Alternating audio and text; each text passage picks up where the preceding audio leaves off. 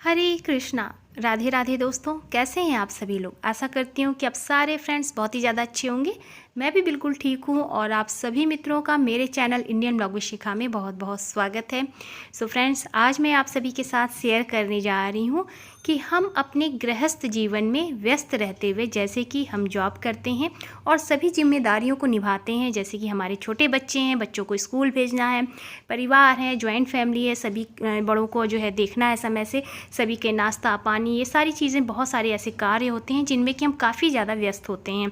और इन व्यस्तता के चक्कर में हम अपने घर के मंदिर में अपनी पूजा किस प्रकार से करें, कैसे हम थोड़ा सा प्रभु के लिए समय निकालें। सो आज मैं आप लोगों के साथ यही शेयर करने जा रही हूँ कि इन व्यवस्थाओं में आप किस तरह से अपने घर के मंदिर में छोटी सी पूजा प्रतिदिन कर सकते हैं। तो बस यहाँ पर आप देख सकते हैं, मैंने कुछ इस तरह से आज तैयारी की है। तो चलिए पूजा शुरू करते हैं और देखते हैं कि हम अपने गृहस्थ जीवन में किस प्रकार से पूजा करें, जिससे कि हमें पूजा का संपूर्ण फल प्राप्त हो और हमारे मन को भी संतुष्टि हो। तो चलिए शुरू करते हैं आज की वीडियो। और वीडियो पसंद आए तो प्लीज़ वीडियो को लाइक कीजिएगा, ज़्यादा से ज़्यादा शेयर कीजिएगा। चैनल पे पहली बार आए हैं तो मेरे चैनल को भी सब्सक्राइब कीजिएगा, इंस्टाग्राम पे फॉलो करिएगा। तो चलिए शुरू करते हैं आज की ये पूजा। सो यहाँ पर मैं आपको दिखा दूँ कि कुछ इस तरह से मैंने पूजा की तैयारी की है और हमेशा हम सभी के घर में इस तरह से मंदिर होते हैं। तो आज मैं आप लोगों को कुछ इस तरह से बताने वाली हूँ कि जैसा कि हम सभी के घर में मंदिर होते हैं, सो उस तरह से मैंने यहाँ पर चौकी लगा के रखी है।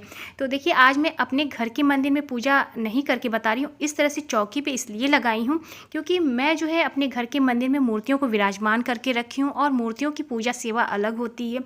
और जब हम अपने घर में व्यस्त जीवन में रहते हैं, हमारे ऊपर काफ़ी ज़्यादा जिम्मेदारियां होती हैं, तो हमें अपने घर के मंदिर में इस तरह से फ़ोटो विराजमान करके रखना चाहिए।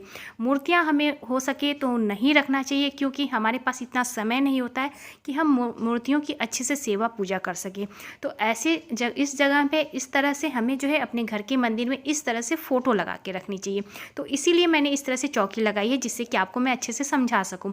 तो जब हम फ़ोटो रखते हैं तब हमें इतना दोष नहीं लगता कि अगर हम समय से इनकी पूजा अर्चना ना कर पाएँ तो हमें इतना दोष नहीं लगता। लेकिन अगर हम मूर्तियों को यहाँ पर विराजमान करके रखेंगे तो हमें नियमों में थोड़ा सा बंधना होता है, थोड़ी सी पूजा हमें अच्छे से करनी होती है, नहीं तो उसका हमें दोष लगता है। तो इसलिए मैं कहूँगी कि आप जब इस तरह से व्यस्त हैं अपने जीवन में और आपके ऊपर काफ़ी जिम्मेदारियाँ हैं, तो आप इस तरह से फ़ोटो विराजमान करके रखें।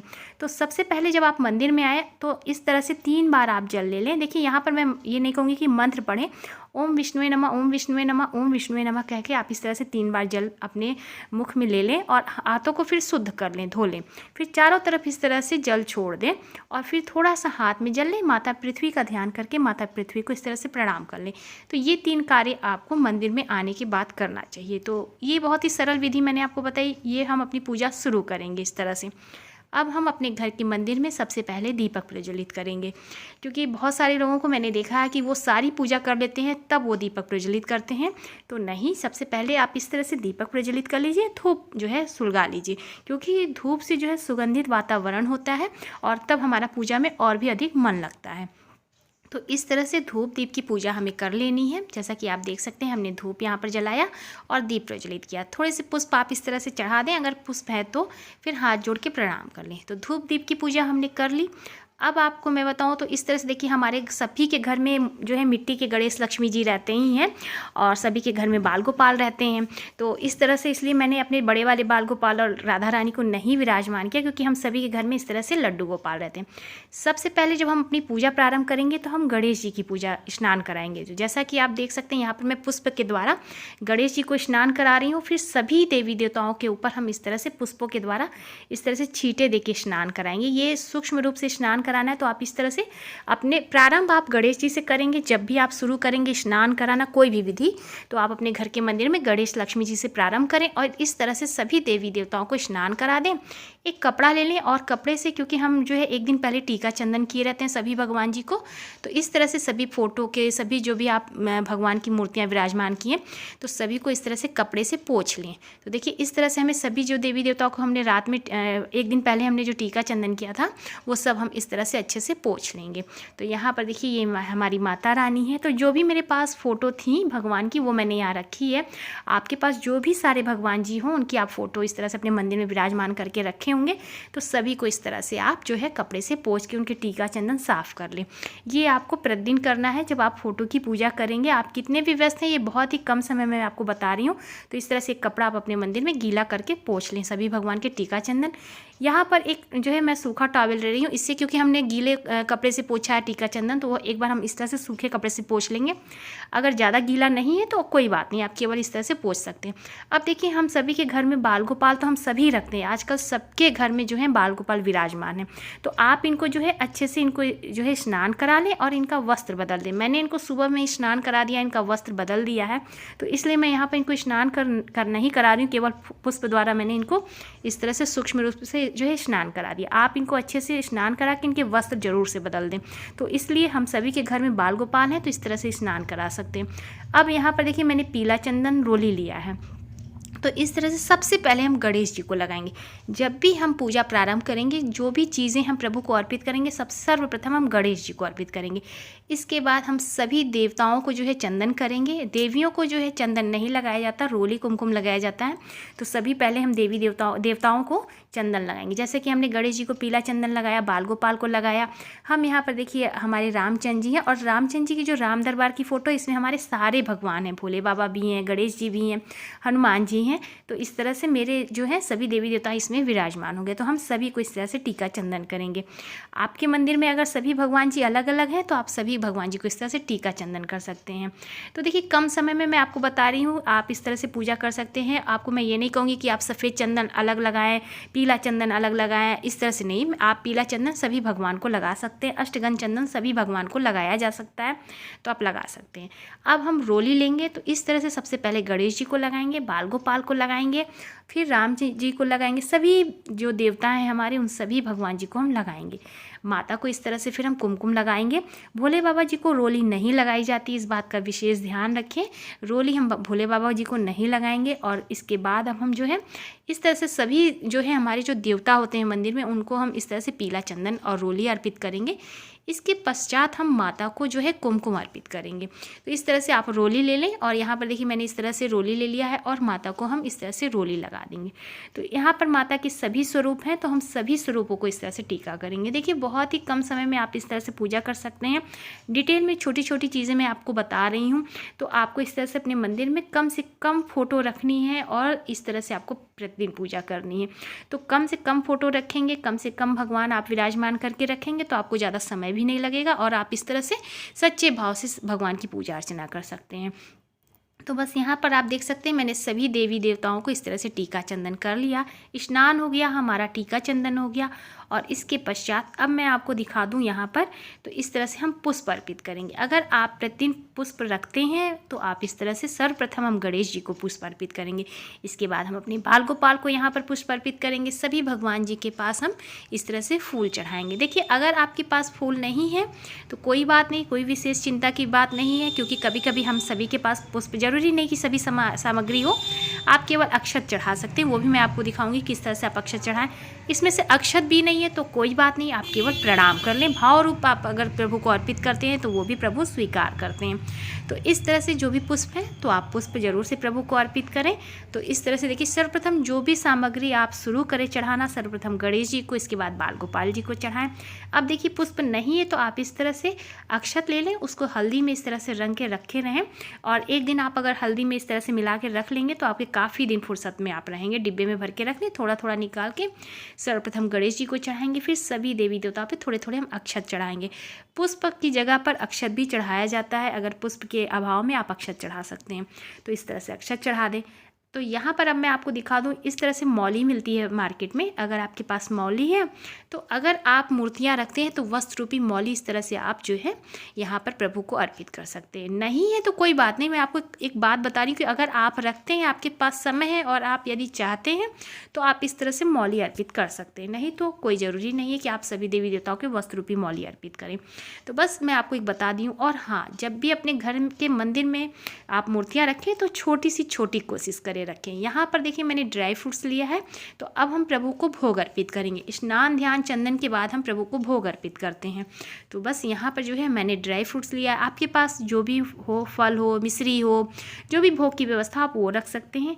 1 लोटा जल हम सभी देवी देवताओं को दिखाकर अपने मंदिर में इस तरह से रख देंगे। तो यहाँ पर देखिए मैंने भोग इस तरह से लगा दिया। थोड़े से पुष्प हम यहाँ पर रख देंगे और इसके बाद हम इस तरह से जो है आचमनी करा देंगे। तो देखिए इस तरह से जब हम भोग लगाते हैं तो सभी देवी देवताओं को हमारा जो है भोग समर्पित हो जाता है। यहाँ पर मैं आपको दिखा दूँ, ये हमने तुलसी का पत्र लिया है। तो क्योंकि हम अपने मंदिर में बाल गोपाल अगर विराजमान करके रखते हैं, विष्णु भगवान की पूजा करते हैं, तो भोग में हम तुलसी पत्र भी चढ़ाएंगे। तो आप इस तरह से तुलसी दल रख के और प्रभु को भोग अर्पित कर सकते हैं। थोड़ा से तुलसी का पत्र जो है आप तोड़ के अपने ठाकुर जी के पास रख सकते हैं। अब इस तरह से हम प्रभु को भोग दिखाएंगे, आचमनी करेंगे। तो इस तरह से जो है भोग सभी देवी देवताओं को लग जाता है। ज़रूरी नहीं कि आप तुलसी का पत्र डाल, क्योंकि बहुत सारी भोग लगाने में कन्फ्यूज़न हो जाती है। बस आप इस तरह से भोग लगा सकते हैं। तो बस यहाँ पर हमारा देखिए इस तरह से पूजा हो गया। हम प्रभु को स्नान करा दिए, टीका चंदन कर दिए, प्रभु को भोग समर्पित कर दिए। और अब हम जो है देखिए, अगर आपके पास समय है तो आप इस तरह से चालीसा का पाठ कर सकते हैं।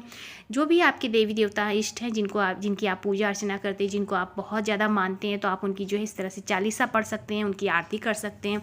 मंत्र का जाप, यदि आपके पास समय हो तो मंत्र का जाप कर सकते हैं। अगर आपके पास बिल्कुल समय नहीं तो कोई बात नहीं, बस मैं आपको बता रही हूँ कि अगर आप इस बीच समय निकाल के अगर आप करना चाहते हैं तो कर सकते हैं, नहीं तो कोई बात नहीं। आपके पास जब समय हो तब आप अपनी पूजा इस तरह से कर सकते हैं। तो बस अब हम जो है आरती करेंगे। तो यहाँ पर आरती देखिए, सबसे पहले हम इस तरह से गणेश जी को प्रणाम करेंगे, गणेश जी की आरती करेंगे। तो यहाँ पर देखिए, अब मैं ये नहीं कहूँगी कि आप गणेश जी की लंबी सी आरती गा लीजिए या अपने सभी देवी देवताओं के लिए आरती गाइए, नहीं। आप ओम श्री गणेशाय नमः कहते हुए गजाननं भूतगणाधिसेवितं कपितजम्बो, एक श्लोक होता है इस तरह से गणेश जी का, वक्रतुंड महाकाय सूर्यकोटि समप्रभा। इस तरह से गणेश जी के जो है छोटे छोटे श्लोक हैं, आप इनको बोल भी सकते हैं, नहीं तो केवल ओम श्री गणेशाय नमः कहते हुए इस तरह से दिखा दें। उसके बाद माता की आरती करते हैं तो माता को इस तरह से दिखा दें। आप छोटे छोटे श्लोक द्वारा आरती दिखा सकते हैं, ये नहीं कि आप बहुत सारी लंबी सी आरती करें। आप जैसे कि जयंती मंगला काली भद्रकाली कपालिनी दुर्गा क्षमा शिवा दात्री स्वाहा सदा नमोस्तुते इस तरह से कह सकते हैं। सर्व मंगल मांगल्ये शिवे सर्वार्थक साधिके शरणागति अंबिके गौरी नारायणी नमोस्तुते, इस तरह से भी करके आप माता को दिखा सकते हैं। भोले बाबा को आप कर्पूरे गौरम करुणावतारम, इस तरह से देखिए छोटे छोटे श्लोक द्वारा आप आरती दिखा सकते हैं।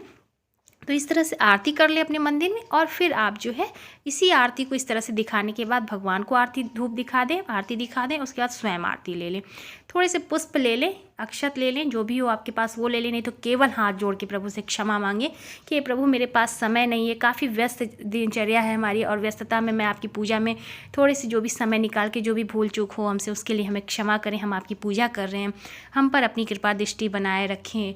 जब हमारे पास समय होगा तो मैं आपकी पूजा अच्छे से करूँगी, ऐसा कह के प्रभु से आप क्षमा प्रार्थना करके आप जो है पुष्प अर्पित कर दें। इसके पश्चात देखिए इस तरह से आपकी पूजा हो गई। अब आपको क्या करना है, जब भी पूजा आप कर लें, कितना भी आपके पास समय का अभाव हो, ये कार्य आप जरूर करें, तभी आपको पूजा का संपूर्ण फल प्राप्त होगा। थोड़े से जल ले लें और जहाँ पर भी आप पूजा करें, खड़े होकर या बैठ के, जो भी आपके पास जगह हो, वहाँ पर आप इस तरह से आसन के नीचे थोड़े से जल गिरा के माथा लगा के तब आप आसन पर से हटें और माथा रख के इस तरह से प्रणाम करें। देखिए पुरुष जो होते हैं साष्टांग प्रणाम करते हैं, महिलाएं इस तरह से सर झुका के प्रणाम करती हैं। तो बस इस तरह से आपको प्रणाम करके आसन से उठ जाना है। बहुत सारे सवाल आते हैं कि हमारे यहाँ जगह नहीं, हम खड़े होकर पूजा करें या बैठ के। जैसे आपकी सुविधा हो आप वैसे पूजा कर सकते हैं। पूजा सच्चे भाव से की जाती है, अपनी व्यवस्था के हिसाब से करें। प्रभु पूजा का बस सच्चे हृदय से जब आप पूजा करेंगे, पूजा का संपूर्ण फल आपको प्राप्त होगा। तो बस इस तरह से देखिए हमने अपने घर के मंदिर में सभी देवी देवताओं की पूजा की और मैंने आपको करके भी दिखाया। आप देख सकते हैं यहाँ पर जो भी हमारे प्रभु थे फोटो में विराजमान, हमने सभी को यहाँ पर विराजमान करके आपको पूजा करके दिखा दी। आप भी अपने घर के मंदिर में फ़ोटो विराजमान करके इस तरह से सरल रूप से पूजा करें, आपको संपूर्ण फल प्राप्त होगा। मैं ये नहीं कहूँगी बहुत बड़ी बड़ी मूर्तियाँ रख लें और तब आप विधि विधान से पूजा करें। आपके पास जैसा समय हो आप उस हिसाब से पूजा करें। और हाँ, घर के अंदर जब भी आप मूर्तियाँ रखें बहुत छोटी छोटी रखिए, क्योंकि आपके पास समय नहीं है। और जब बड़ी मूर्तियाँ रखते हैं तो उनकी सेवा पूजा के बहुत सारे नियम होते हैं, तो उन्हें अपनाना पड़ता है। इसलिए मैं इस तरह से आपको कहूँगी कि आप अपने घर में कम से कम फ़ोटो रख के पूजा करें, सच्चे हृदय से करें। सो उम्मीद करती हूँ कि आप सभी लोगों के मैंने सवालों के जवाब भी दिए और आज की वीडियो भी आप लोगों को पसंद आई होगी। तो प्लीज़ वीडियो को लाइक कीजिएगा, ज़्यादा से ज़्यादा शेयर कीजिएगा। चैनल पे पहली बार आए हैं तो मेरे चैनल को भी सब्सक्राइब कीजिएगा। इंस्टाग्राम पे फॉलो करिएगा। मैं मिलूँगी आप सभी मित्रों को नए से अच्छे से वीडियो के साथ। तब तक के लिए हरे कृष्णा, राधे राधे, जय श्री राधे।